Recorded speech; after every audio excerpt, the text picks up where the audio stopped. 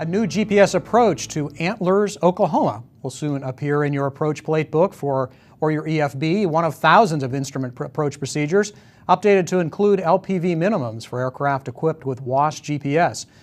The FAA is also upgrading the aircraft that check and monitor every approach and navigate in the country, along with many around the world.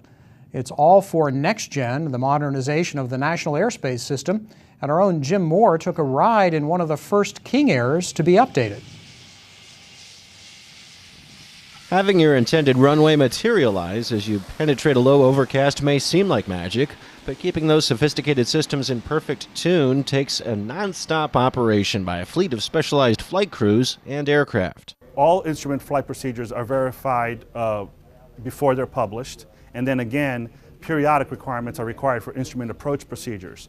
All precision procedures are verified once every 270 days, and all non-precision procedures are flown once every 540 days. Throughout the year, we incorporate new amendments to procedures and new procedures in with our periodic workload. The flight inspection fleet of the FAA serves both military and civil aviation. It's a fleet of 32 aircraft. Many of those aircraft are based here in Oklahoma City, including one of the first King Air 300s to be updated for next-gen operations. The 20-year-old workhorse has been overhauled inside and out. This is kind of like a Skunk Works airplane where we've got upwards of probably 20 antennas on the airplane. And of course we have redundant systems front and back. The pilots have their own systems, the normal flight is IFR certified airplanes obviously. And they have about 16 different receivers up front. We have the same receivers in the back. And we have a few extras they don't have. We can do checks down to centimeters, literally down to a centimeter level.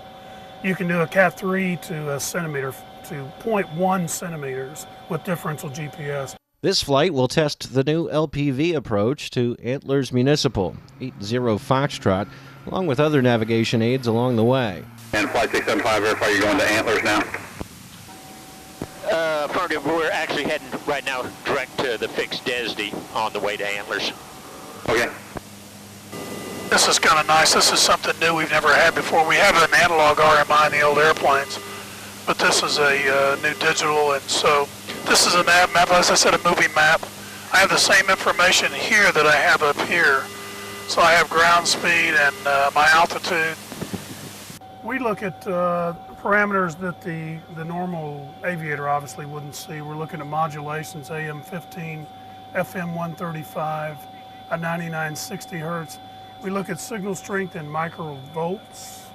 All these are really fine-tuned, really microamp, microvolt situations. You know, flyability is a critical component of what we do in flight inspection. You know, we have, even though we are looking at signals in space, the approaches and all the nav aids have to fly correctly as well. And we look at these from the lowest level user, a private pilot out there in a Cessna 152. So it's pretty critical that everything we have is tightly calibrated. So your airplane system with your TSO receivers you buy off the shelf and they stick in the plane, they're definitely going to work because we've got them so tight that if they bust us, they're never going to be published as a procedure. Procedurally wise, we in the FAA set the standard on worldwide flight inspection. Flight check 79, radar contact lost, so you still work network in the city of Perth? Flight check 79, we're going to be doing some VFR work there at Antlers down low. We'll give you a call when we're climbing up out of there. Flight check 79, Roger, squawk 1200, good day. Flight check 79.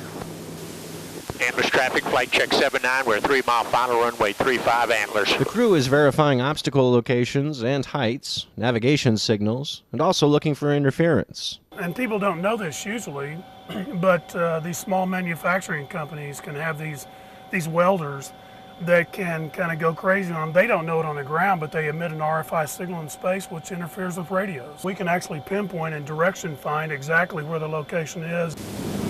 They should paint all the officers that color. Yeah. Hold up. Terrain. Acknowledged. Hold up.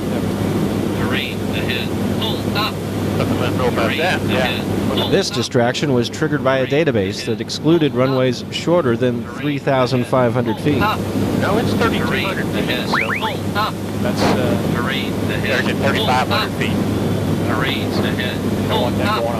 No. Terrain ahead. Hold up. Terrain ahead. ahead. Put it on. If you could terrain and pivot far right. Hold up.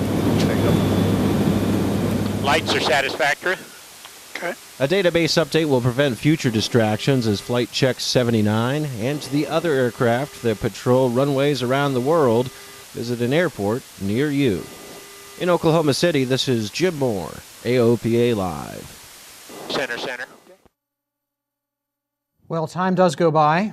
I did a similar story when those King Airs were new 20 years ago, and of course we didn't have GPS or TAWS back in those days.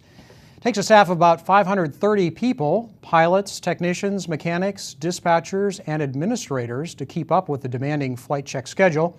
Look for a story with more details, including some of the unique hazards and challenges of overseas operations, in an upcoming issue of AOPA Pilot.